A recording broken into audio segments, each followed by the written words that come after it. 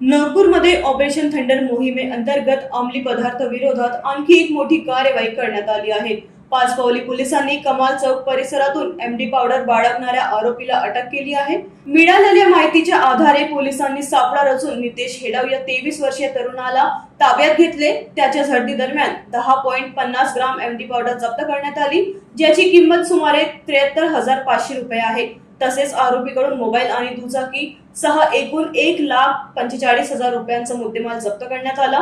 चौकशीत आरोपीने आपल्या साथीदाराचे नाव उघड केले असून तो सध्या फरार आहे। या प्रकरणी एनडीपीएस कायद्यानुसार गुन्हा दाखल करण्यात आला असून पुढील तपास सुरू आहे। बरोबर आहे। माननीय पोलीस आयुक्त तसेच सहपोलीस आयुक्त यांच्या वरिष्ठांच्या आदेशानुसार जे ऑपरेशन थंडर सुरू आहे त्या अनुषंगाने डीबी पथक पेट्रोलिंग करत असताना शनिवार बाजारमध्ये एक संशयितरित्या 2 पोरं मिळाले। त्यांचे वाहनासहित पळून जातच त्यांना पकडले आणि पंचासमक्ष झडती घेतली असता 10.50 ग्रॅम एमडी मिळालं, जवळपास 73,500 रुपये किमतीचा।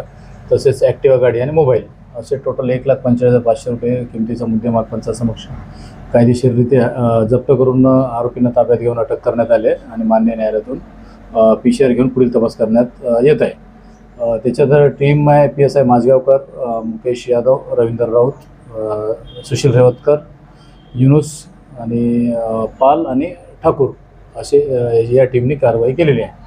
बरोबर आहे। नितेश हेडाव स्पॉटर सापडलेले आहे। त्याच्यावर 2-3 गुन्हे आहेत, चोरी आणि घरफोडीचे।